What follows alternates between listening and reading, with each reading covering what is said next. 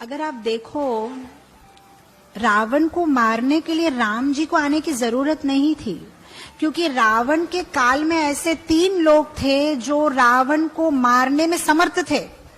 राम जी को आने की जरूरत नहीं थी। कौन थे वो 3 लोग, आप जानते हैं? जानना चाहते हैं? कौन कौन जानना चाहता है?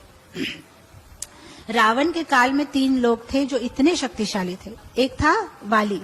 वाली इतना शक्तिशाली था, जब एक बार वाली संध्या वंदन कर रहा था तो रावण गया उससे युद्ध करने के लिए, और वो सबको किष्किंधा में पूछ रहा था कि कहाँ है वाली, मैं उससे युद्ध करूंगा।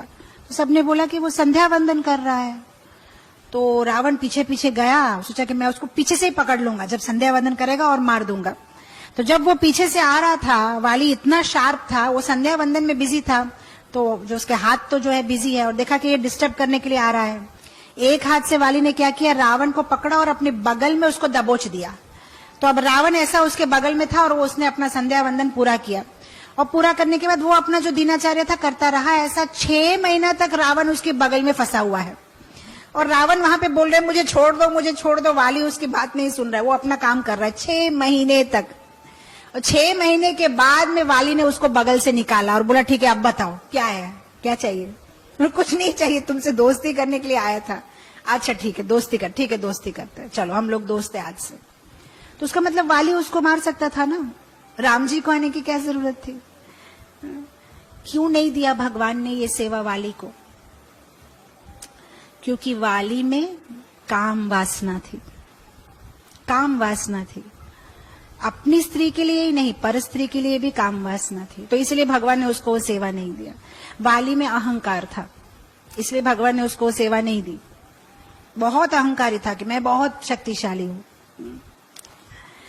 परशुराम जी भी थे त्रेता युग में, तो परशुराम भी तो रावण को मार सकते थे।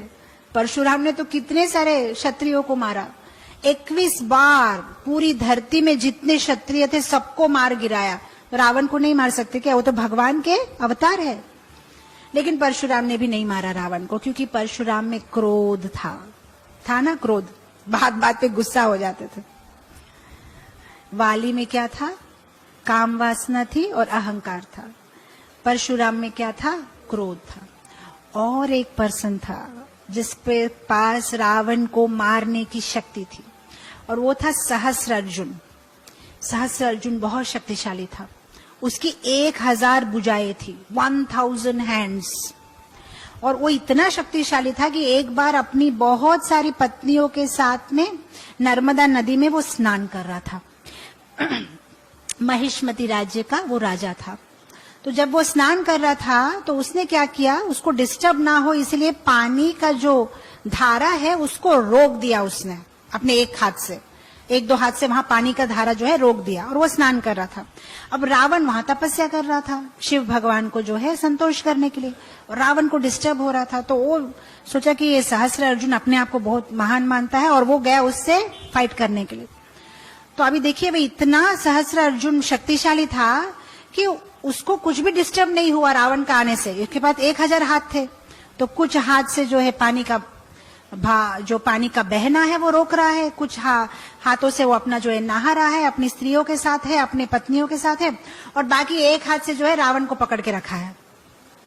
अब रावण न हिल पा रहा है न डुल पा रहा है, और ये अपना ही आनंद से नहा रहा है, धो रहा है, हो गया। उसके बाद में जब उसका सब काम हो गया तब बोला रावण को तुमको छोड़ दूं। उसका मतलब उसके लिए रावण कुछ भी नहीं था, उसको ऐसे ही रावण को वो मार सकता था। लेकिन भगवान ने सहस्रार्जुन को भी ये सेवा करने का मौका नहीं दिया, क्योंकि वो लोभी था, बहुत ज्यादा लोभ था। 1000 हाथ, मतलब उसको 2 हाथ काफी नहीं थे, अपनी इंद्रिय की तृप्ति करने के लिए 2 हाथ काफी नहीं थे, उसको 1000 हाथ चाहिए थे। तो ये सब रावण को मारने के लिए समर्थ थे, फिर भी भगवान ने उनको सेवा का मौका नहीं दिया, क्योंकि उनमें ये अवगुण थे। उसका मतलब अगर हमें भगवान की सेवा करने का अवसर चाहिए तो हमें ये इस पे वर्क करना पड़ेगा। मैकेनिकली चैंटिंग काउंट करने से नहीं होगा, सेल्फ इंट्रोस्पेक्शन करना पड़ेगा कि हमें ये कहां कहां तक कितना कितना भरा हुआ है, ईर्ष्या, गुस्सा, ये सब हमें कितना भरा हुआ है। सब कृष्णा कृष्णा कृष्णा लगे, सब कृष्णा कृष्णा कृष्णा लगे, सब कृष्णा